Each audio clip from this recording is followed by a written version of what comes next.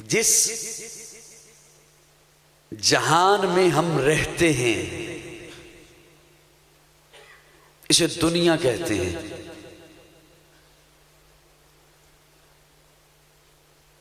اسے ہم بے وفائی کا گھر بھی کہتے ہیں. اسے ہم دکھوں کا گھر بھی کہتے ہیں.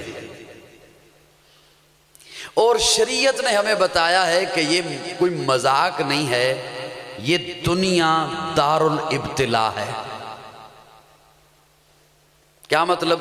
ایگزامینیشن ہال ہے، کمرہ امتحان ہے. ہم سبھی کمرہ امتحان میں ہیں، ہم سبھی ایگزامینیشن ہال میں ہیں، ہم سبھی امتحان دے رہے ہیں. اور میں مختصر کرتے ہوئے آپ کی خدمت میں یہ رکھنا چاہوں گا کہ امتحان دو طرح کے ہیں، تیسرا امتحان نہیں ہے. حضرت آپ کی شفقت، حضرت مولانا عبد المالک صاحب بھی تشریف فرما ہے. امتحان دو طرح کے ہیں، ہم سبھی ان دونوں میں سے گزر رہے ہیں یا کسی ایک میں سے گزر رہے ہیں. تیسرا امتحان نہیں ہے. یا ہے صبر کا امتحان یا ہے شکر کا امتحان.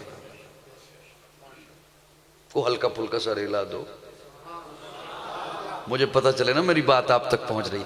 یا ہے صبر کا امتحان، یا اس کی جہتیں مختلف ہیں، اس کی شکلیں مختلف ہیں. یا ہے صبر کا امتحان یا ہے شکر کا امتحان. ہم ان دونوں سے گزر نہیں ہیں یا کسی ایک سے گزر رہی. امتحان یہ دو ہیں.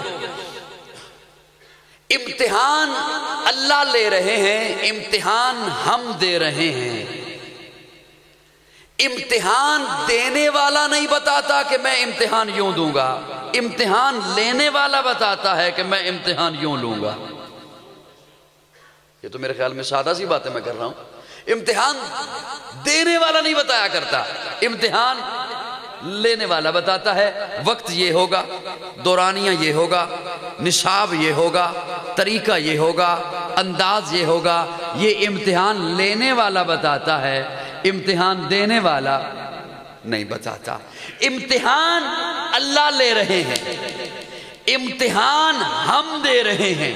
اب یہ اگر جملہ سمجھ آ گیا آپ تھوڑا سا مسکرا دیجئے گا مجھے تاکہ گفتگو کرنا آسان ہو جائے. امتحان اللہ لے رہے ہیں، امتحان ہم دے رہے ہیں. امتحان ہے چونکہ نسل انسانیت کا، تو اس کے لیے انسانوں میں سے ہی ایک ماڈل چاہیے تھا. کون میری بات کون میرے خیال میں سمجھ؟ انسانوں میں سے ہی ایک ماڈل چاہیے تھا. تو خالق کائنات نے آواز دی، لقد کان لکم فی رسول اللہ اسوۃ حسنہ. تھوڑا سا بولو گے تو بات چلے گی، ورنہ میں بھول جاؤں گا جو بات سنانے آیا ہوں. ایک دفعہ ذرا مسکرا کے کہہ دو نا. بچے نہ بولیں، بڑے کہہ دیں سبحان اللہ. مسکرا کے کہہ دیں سبحان اللہ. امتحان ہے نسل انسانیت کا، تو انسانوں میں سے چاہیے تھا، کسی اور میں سے نہیں. انسانوں کا امتحان ہے نا. ایک نصاب چاہیے تھا، ایک ماڈل چاہیے تھا. تو اللہ رب العزت نے آواز دی، ذالک الکتاب لا ریب فیہ ھدی للمتقین. قرآن میں نے نصاب بنا کے بھیج دیا ہے اور آمنہ کا لال میں نے ماڈل بنا کر بھیج دیا. یہ دو چیزیں ہیں، ایک ہے قرآن اور ایک ہے صاحب قرآن. سبحان اللہ کہو، مجھے بات کی طرف آنے دو. میں اتنی آپ سختی سے بیٹھے ہوئے ہیں کہ مجھے یوں لگ رہا ہے میں امتحان دینے آ گیا ہوں یہاں پر. ایک اللہ نے نصاب بھیجا قرآن، اور اس کے متعلق اللہ فرماتے کیا ہے؟ اللہ فرماتے ذالک الکتاب لا ریب فیہ، اس کتاب میں شک نہیں. بولو ذرا میرے ساتھ، اس کتاب میں شک، اس کتاب میں شک. اب تھوڑا سا غوطہ لگائیے گا میرے ساتھ. ذالک اس میں اشارہ ہے، وہ کتاب وہ کتاب، ذالک اس میں اشارہ ہے، فی اس میں یہ کتاب، فی اس میں یہ کتاب، اور اس کے آگے فی ہی، ہاں اس میں ضمیر ہے۔ کوئی سی تفسیر اٹھا لیجئے، معارف القرآن اٹھا لیجئے، تفسیر مظہری اٹھا لیجئے، ہاں اس میں ضمیر ہے، معنی ہوگا یہ کتاب، ذالک وہ کتاب، فی ہی یہ کتاب۔ کیا اللہ دو کتابیں ہیں؟ اللہ فرماتے نہیں، ذالک الکتاب ایک کتاب ہے، پھر وہ کیا، یہ کیا، معنی یہ ہے، اللہ فرماتے ہیں ذالک الکتاب لا ریب فی، کتاب ایک ہے، لوح محفوظ پہ تھی، لوح محفوظ پہ ہے، وہاں سے میں نے اٹھائی تیرے سامنے لا کے رکھ دی، معنی یہ ہوگا ذالک الکتاب لا ریب فی، یہ وہ کتاب ہے جس میں شک نہیں۔ یہ وہ کتاب ہے جس میں شک، اللہ کب سے شک نہیں؟ توجہ، میرے جملوں میں سے آپ نے عقیدہ چننا ہے، مزہ تو تب آئے گا نا۔ ویسے مجھے محسوس یہ ہو رہا ہے کہ دعا کرا لیں تو وہ بہتر ہے جی۔ عقیدہ چننا ہے، آپ نے چننا ہے۔ اللہ کب سے شک نہیں؟ اللہ فرماتے ہیں لوح محفوظ پہ تھی، شک نہیں، لا ریب ہے، وہاں سے میں نے اٹھائی جبریل کے حوالے کی، شک نہیں، تب بھی لا ریب ہے۔ جبریل پہ انگلی نہ اٹھانا، اسے میں نے امین بنایا ہے، اسے میں نے امین بنا، تب بھی شک نہیں۔ جبریل نے حضور کے قلب اطہر پر پہنچائی، تب بھی شک نہیں۔ حضور کے قلب اطہر سے لب نبوت پر آئی، تب بھی شک نہیں۔ لب نبوت سے صدیق کے کانوں میں گئی، تب بھی شک نہیں۔ لب نبوت سے معاویہ کے قلم پہ آئی، تب بھی شک نہیں۔ عثمان کے ورق پہ آئی، بولنا بولنا، تب بھی شک نہیں۔ ہے کیا قرآن؟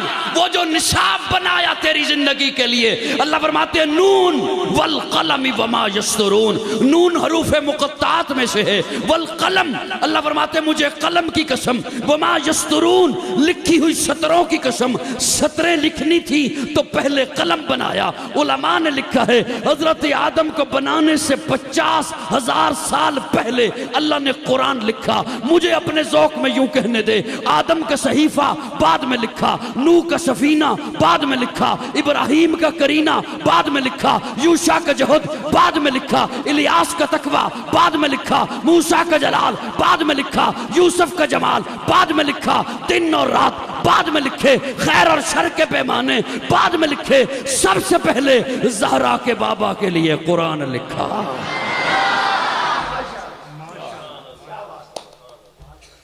سبحان اللہ دی آواز سے آئیے، مسکراہٹ نہیں آئی، میں لبدہ پھرتا۔ تسی مسکرا لو، تبدیلی دا ذمہ دار میں نہیں ہاں، تھوڑا جا مسکرا کے کہو سبحان اللہ،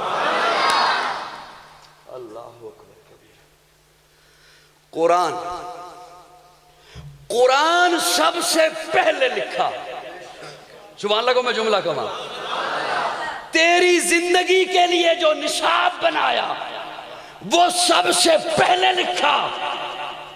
جو جملہ پہنچ گیا تے مسکرا دے ہو۔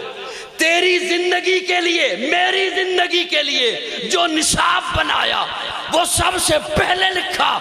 اس نصاب کو پڑھانے کے لیے جو معلم بنایا وہ بھی سب سے پہلے لکھا۔